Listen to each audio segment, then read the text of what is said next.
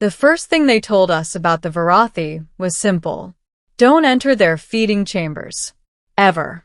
The Varathi were an ancient, vampiric species, not undead, not supernatural, but evolved on a world where sunlight was lethal and survival demanded strength, precision, and a ferocious cultural code. Their pale skin, silver eyes, and needle-sharp fangs made most humans uneasy, but they weren't monsters. They were allies. Or, at least they were supposed to be. I was a mechanic assigned to the diplomatic vessel Horizon 1, tasked with inspecting ships from friendly alien nations. I wasn't a soldier or an officer. I just fixed things and avoided trouble. But trouble didn't avoid me. It all started the day I boarded the Varathi flagship, Sovereign's Dusk, for a routine inspection. Their tech was eerie, elegant, bone-white metal infused with dark, humming veins of energy that reacted to life. Every corridor had no lights. Instead, the walls glowed with a faint bioluminescence. When the Varathi escort left me alone briefly, I assumed he'd return. He didn't. And the ship was a labyrinth. I wandered for nearly 10 minutes before I noticed the color of the walls subtly shifting, from pale white to a faint crimson. The air turned warmer, thicker. A low hum vibrated through the floor. I swallowed. Something was wrong. I turned to go back. But the hallway behind me sealed with a soft hiss. Great, I muttered. Just great. Another door slid open beside me. Instinctively, stupidly, I stepped inside. And froze. Because there, in a circular, dimly glowing chamber, stood a woman. A Varathi woman. Unclothed. Her back was to me, long black hair cascading down over skin pale as moonlight. She stood before a pool of shimmering liquid, its surface glowing like liquid ruby. Her body was marked with faint runes, pulsing slowly like a heartbeat. She turned her head slightly. Her silver eyes widened, and every drop of blood in my body turned to ice. Because I knew, too late, where I was. The Queen's regeneration chamber. And she was the one standing there. Human, she whispered, voice like velvet and thunder. You should not be here. I didn't know. I swear this was an accident. She stepped toward me. Her presence hit me like gravity increasing. The runes on her skin shimmered faintly. I spun around, hand slamming against the door controls. The panel glowed red. Locked. The Queen's voice reached me. Turn and face me. I'd really rather not. That was a command. I inhaled sharply and turned. She wore no shame. No embarrassment. Only cold, regal authority. But something else flickered across her expression. Curiosity. What is your name? Elias Hart. Elias. She stepped close enough that I felt her cool breath on my skin. You have seen the Queen of the Varathi in her sacred state. The law is clear. My stomach dropped. What law? Her silver eyes pierced me. Any who witness a Varathi royal unadorned during regeneration must either be executed, she paused, or marry them. My heart stopped. You're kidding. We do not joke. Middle. I was dragged, politely but firmly, to a massive throne chamber carved from obsidian-like stone that drank in the crimson glow around it. Hundreds of Varathi nobles encircled the room, silent as statues. Their armor was carved with teeth-like patterns. Their capes flowed like black mist.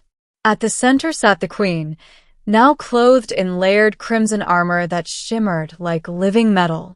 Her hair was bound in a high, regal coil. Her name was Queen Seralith Virasthuan, daughter of the first bloodline. And I was about to be judged by her. A tall Varathi elder stepped forward, holding a ceremonial blade made of shimmering bone. Human Elias Hart, he announced, voice echoing, you have violated the sacred veil. The law gives you two paths. Speak now. I exhaled slowly. execution or marriage to a queen. A queen who could crush a steel beam with her hands. My mind raced. Then Sarilith lifted her hand. Before he chooses, she said calmly, I shall speak. The entire chamber lowered their heads. She stood and descended the steps toward me, each motion fluid and deadly. When you entered my chamber, she said softly, you did not leer. You did not advance. You attempted to flee. You showed respect. Her eyes locked onto mine. That is rare. I didn't trust my voice enough to respond. You had no ill intention, she said. Therefore, I grant you this mercy. The choice is yours. But choose wisely. I swallowed. If I chose execution, it would spark a diplomatic catastrophe. Humanity would lose a crucial alliance. Billions could suffer. If I chose marriage, I'd bind myself to an immortal vampire queen whose touch radiated power. And I realized she expected me to be afraid. Everyone did. I straightened my spine. I choose, I said, taking a breath, marriage. Gasps rippled through the chamber. Sarilith inhaled sharply. The first time I'd seen her momentarily thrown off balance. Then her lips curved, not in cruelty, but in something like intrigue.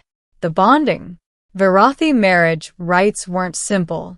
They were an ordeal, a test of physical resilience, emotional honesty, and political alignment. For 3 days, I underwent trials. Trial 1, the trial of blood truth. A drop of her royal blood was placed on my tongue. If I harbored lies or deceit, it would burn through me. Instead, it burned like ice, knocking the air from my lungs, but I survived. When I opened my eyes, Sarilith was watching me, expression unreadable. Trial 2, the trial of shadow witnessing. She showed me her memories, her childhood in darkness. Wars fought in crimson storms. Betrayal survived. Her pain was deep, but so was her loyalty. When the vision ended, she whispered, You saw everything, and still you do not fear me. Everyone fears, I said. Courage is choosing what matters. Her eyes softened. Trial 3, the trial of union vows. This one required us to stand before a pulsating stone heart, the living core of the ship, and speak vows sealed in bloodlight. Her vow was cold, precise, and powerful. I vow protection, loyalty, and the sharing of my strength. Mine was simpler. I vow honesty, choice, and to walk beside you, even if I must run to keep up. Silence filled the ritual hall. Then the stone heart glowed brighter. Bond complete. Sarilith approached me slowly, placing her hand gently against my cheek. The first time she'd touched me without command or dominance. You are a strange human, she whispered. You're a terrifying queen. A small, genuine smile touched her lips. Perhaps that is why this union may succeed. Later, marrying a Varathi queen involved instant responsibility.